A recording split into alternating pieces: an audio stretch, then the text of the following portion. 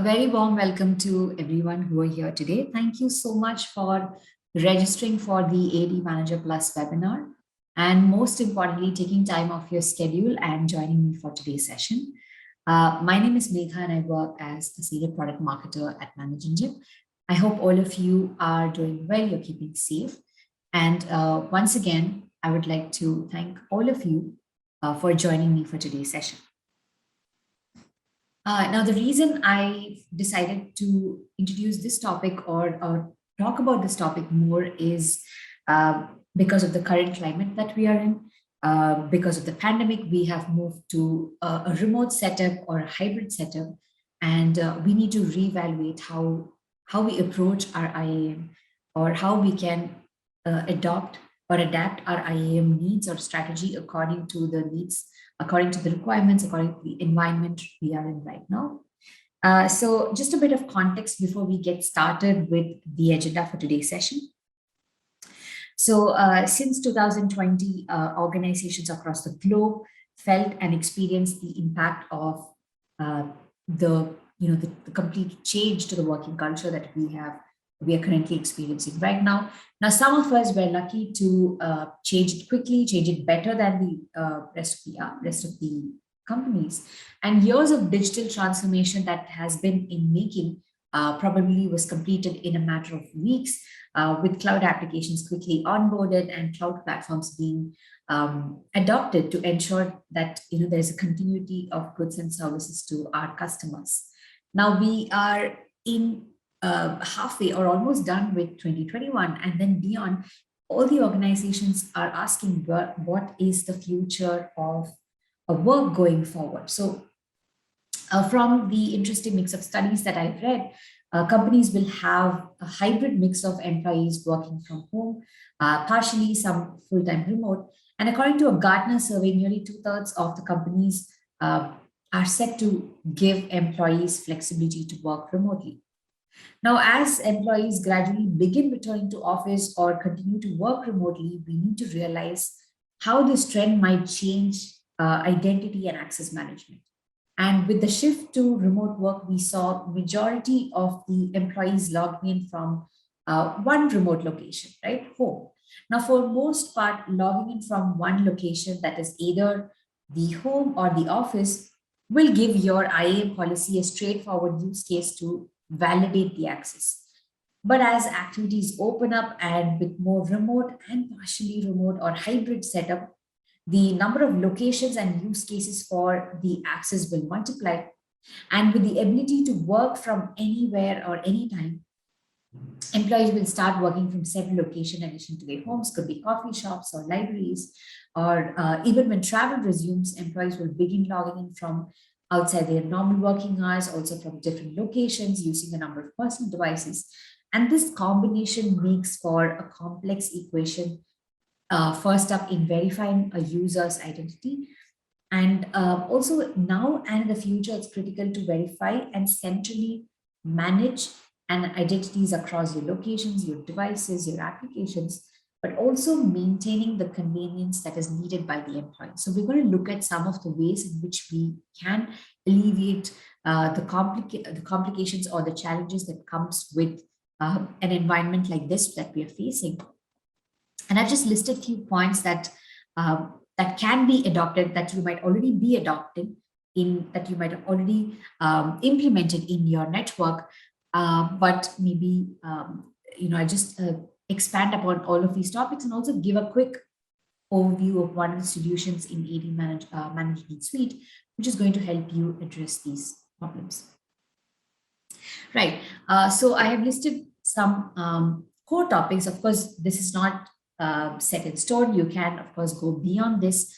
But I thought we can just talk about 5 basic requirements that we need to adopt to make this transition easier and also not compromise on the security. So first up is automating your routine tasks. And one of the important tasks that as an IT administrator, you are given or you are expected to carry out is your onboarding. Now, onboarding has taken a completely new meaning since last year, and we have employees being onboarded virtually. You have employees logging in from different devices, different locations. And one of the predominant tasks as an IT administrator is to make sure that the new joinees are given the right amount of access at the right time. That means that their productivity is not compromised, or their productivity is not put on hold, and they have access to all the applications or resources that they need from day one. Now, typically, how it works, or how it used to work, is the HR would send the information. Probably that information was exported from, let's say, an HRMS application. And that data is sent to the IT administrator in the form of an Excel sheet or a CSV file. And you, as an IT department member, you are tasked with creating the account. So let's say if you're using the manual way of approaching this, you would have to access ADUC to create a new user, assign the properties, everything for that particular user. And if you're assigning a mailbox for the user, you go to Exchange Management Console, provision the mailbox, configure the properties, the mailbox settings, and whatever other business applications that you might be using, right? Whether it's Microsoft 365 or now MS Teams, you will have to access all of these platforms individually and then create accounts, right? So create access for this new hire. Similarly, you would have to repeat the process for all your new employees who join the organization, like maybe one employee, 5, 10, depending on the size of your organization, how the scale of your hiring, you would have to repeat the process for your every new joining in the company. Now, if you're using scripts to get this done, then which means multiple lines of code, making sure that you have entered in the right amount of information. There are no errors, there are no syntax issues in that, and troubleshooting that is quite tricky as well, right? So you would have to be really adept at scripting to get that information that you need, and whatever that needs to be accessed and given should be all put in the amount, should be all given in the script. Again, it's not an easy task, not for some, for let's say for a new intern in your department or someone who's not familiar with scripting, this can be quite challenging, right? So typically having this or changing the or manual way of approaching this and replacing it with automation is going to help you, especially at this stage, with you working out of your homes and your employees or your new joinees working out of their homes and so on, right? So the quickest way to do this or to streamline this onboarding is to automate your the entire onboarding process. And you can take it a step further by, let's say, if the IT solution or the IAM solution that you are using in your environment allows integration with the HRMS solution, right? Whether it's a ManageEngine solution or it's a third-party vendor, a solution offered by a third-party vendor, if it allows integration with your HR portal, it's going to take a chunk of effort and load off you. Now, how would this work? Meaning, let's say if you have, let's say a set of users join the organization and the HR is entering those details one by one.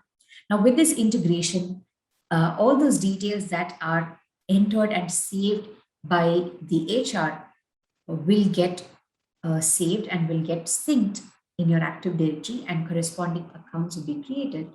And you can also provision the integration in such a way that you're not just creating an account in Active Directory as in when the accounts are being, or the new user details are being saved in HR, but also in other platforms like your Microsoft 365, your provisioning your mailbox and so on, right? So all of this can be done simultaneously at the same time as and when the HR is updating the new records in the HRMS portal. Now, this is one aspect, which is your onboarding. Of course, onboarding doesn't happen as that often as your rest of your IT tasks, like let's say granting permissions to users, resetting passwords, unlocking user accounts. These are some regular day-to-day IT administrative tasks that come your way, right? Granting access to resources and so on.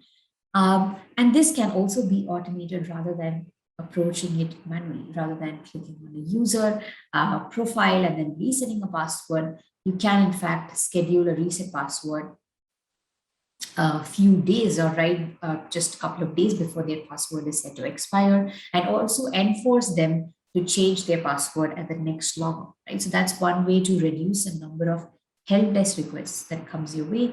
And if there is, if you want to perform an account unlock, rather than doing this one by one, you can also automate this to be done in bulk, right? So a number of user accounts whose accounts need to be unlocked, you select them all and then perform an account unlock and so on, right? And whether it's even granting permissions to certain groups, let's say users or even interns or contract employees who need access to certain groups for just a period of time, could be for 3 months or 6 months that they're going to be associated with your company, then you can always grant them temporary group memberships, right? So they, which means that they will be added to the group and they will be revoked from the group automatically after the period of time. And if the solution that you're using offers that, or if you're running a script to get that done, it's a lot more efficient than granting access to a particular group and then forgetting to revoke them after 6 months, because we have a lot of tasks that comes our way, and addressing the requirements of our current employees is a priority, of course. And looking at something like an intern or a contract employee and their permissions that needs to be revoked takes a backseat, um, considering the number of the volume of help desk tickets that comes your way. So bottom line is automating as many routine tasks as possible, and going or doing away with manual processes is going to save you a lot of time and also the effort that you would normally spend in addressing these tasks.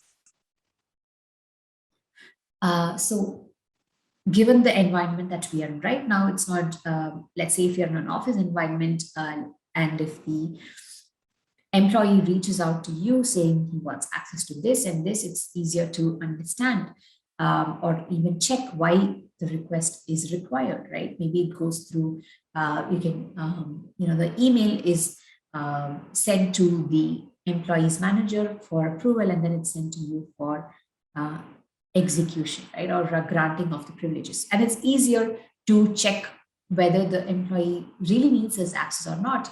And it might be quite challenging if we are all working remotely to know or to understand the nature of the request, and or if the request is valid in the first place, right? So a quicker way to ensure that there are no unauthorized changes in your network is to first up define a set of roles that an employee belonging to a certain designation or a team should have. And then when they join the organization, you assign those roles to them, you club all the privileges they should have as a part of a role, and then have a checklist in place and then grant them to those users. So that way, the employees will have what they need, and again, there will not be any need to reach out to you for any other additional privileges. Now, if there is a project, a new project, or the employees move to a different team, or he's promoted, or whatever other changes that could happen wherein he or she needs additional resources besides the one that he already has, the request is always reached out to you, is sent to you for execution. And in that case, what you can do is just to, as I said, just to avoid any unauthorized changes in your network, you can create a business workflow wherein the request is first sent to, is automatically triggered or sent to through email or SMS to the employee's manager, or the reporting head, whoever that may be, right? Whoever should take a look or review those changes before to send to you as an IT administrator for granting those rights. Now, this way, it's great to, this will put a check on the number of requests that comes your way. First up, if the request is valid, it will be authorized by the stakeholder, maybe the employee's manager, and then it will be sent to you. Let's say if it's not, if the request is, let's say for malicious reasons, it has been raised, then it will not be granted, because it will be immediately flagged down by uh, the stakeholder. In this case, it could be a manager, or could be the department head or the team head, whoever is involved in this workflow. And that way you can control any changes which are unnecessary to be done in your network, right? Having workflows where the request is automatically raised by an employee, having it reviewed by, let's say, one or more than one member before it is granted by the IT administrator will keep your permissions, will control the excess permissions that could accumulate over time for employees. And also, when you are defining these, you can give them privileges for a certain period, right? Let's say they need it only for a week, then you grant them for a week. Very similar to the point that I spoke about, grant them for the maybe 3 months or 6 months that they are associated with that project or with that resource, and then you can automatically revoke them, or you can set it to be automatically revoked after that time period. Third point is our ex-employee accounts. Again, a very important point that we sometimes tend to overlook. Of course, onboarding is something that happens on maybe not on a regular basis, but something which we do not give equal importance to is our employees who left the organization, right? Because we always think, all right, so they have left the organization, but we have our employees, our existing employees, and their needs are of course more important than looking at the ex-employee accounts and the set of privileges that are linked to that account. One, it could be lack of time. We simply do not have the bandwidth to address that. Secondly, we may put it off for later. We may assume that we can look at it later and it's not really going to be much of an issue. But surprisingly, these stale accounts or dormant accounts can be a lot more dangerous than we think how it is going to be.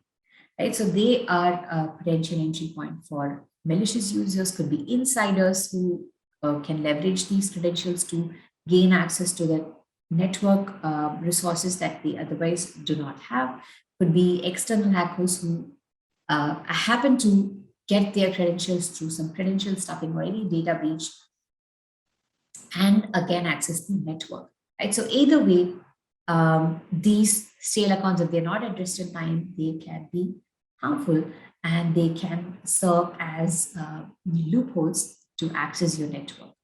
Now, again, when I say stale accounts, it's not just your employee accounts, but also computers, inactive computers, groups without any members, basically anything which could give access to your critical resources within the network and which is not in use, whose accesses are still in place and it's not revoked.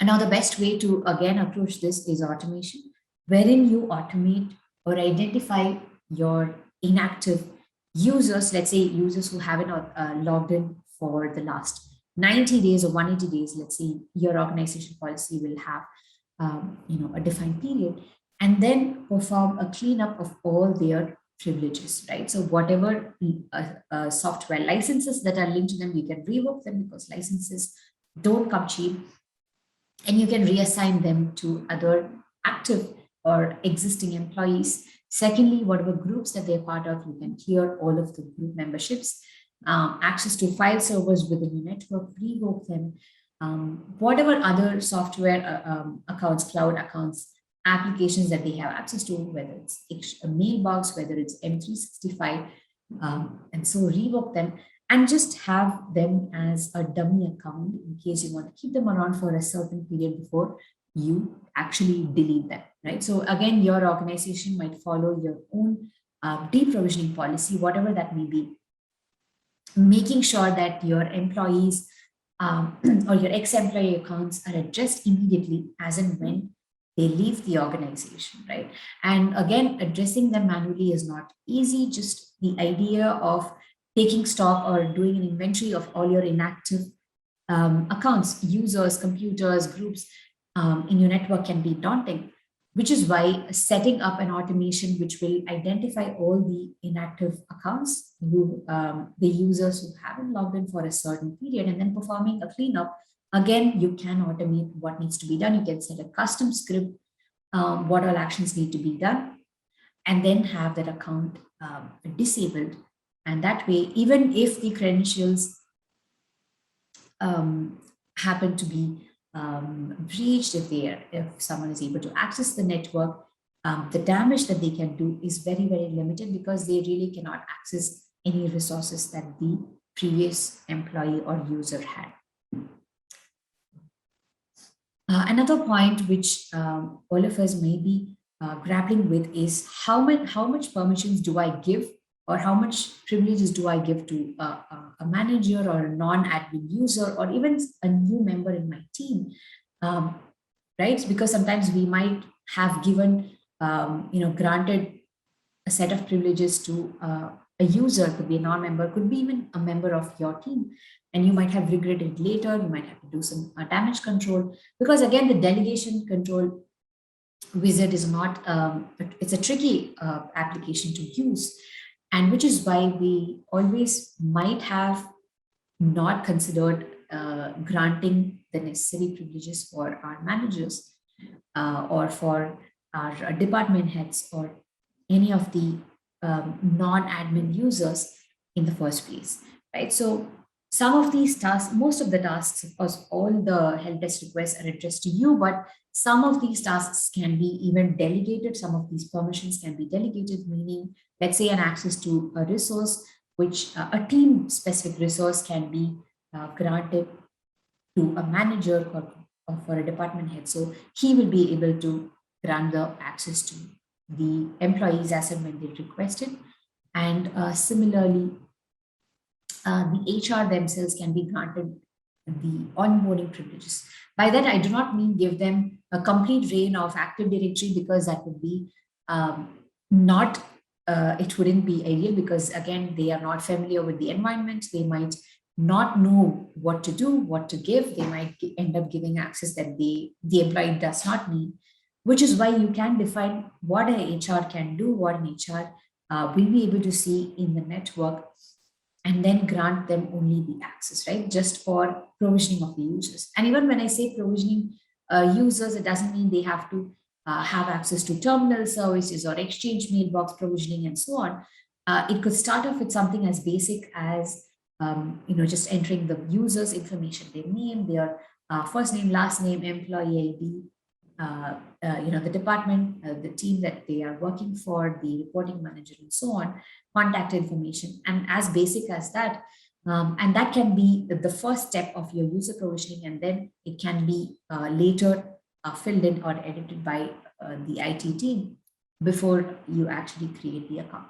So these are some of the ways in which you can reduce the load on you, and also having an audit trail of all the actions that these technicians, I would call them technicians, does over a period, will also help you identify any red flags, any actions that should not have been done in the first place, and thereby you can take necessary measures to prevent any such unauthorized access. So having an audit trail also, along with delegating specific actions with the necessary boundaries in place, and secondly, also making sure that you have visibility into what these technicians are doing over a period, just to ensure that everything is running smoothly, and there are no excessive privileges, or there are no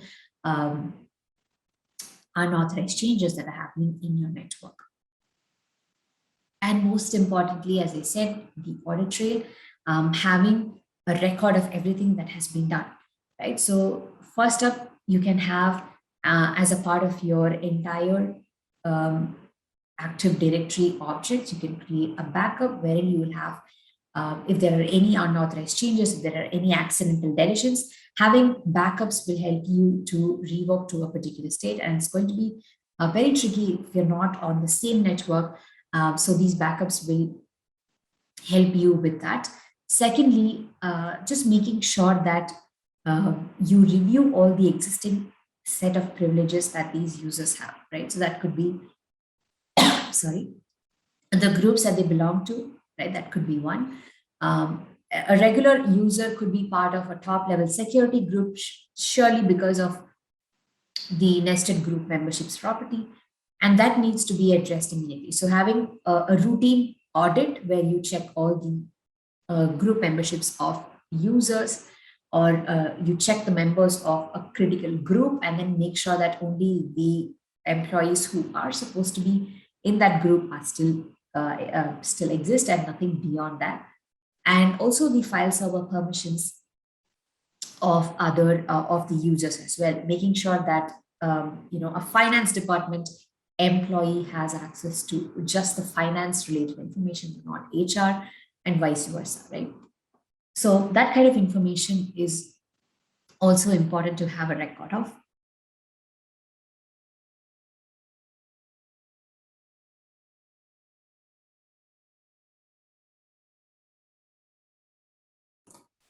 I'm sorry about that. So also having real-time alerts configured. So making sure that this, of course, will something that we're going to look at on a reactive basis, right? This happened, and you're going to have a look and check them and see if there is anything out of place and immediately fix them.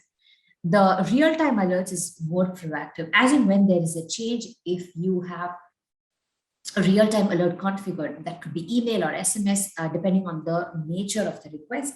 You can immediately check if the request is or the change is valid, and then if not, you can immediately address or look into it and find out why the change has been done and who has done the change and so on.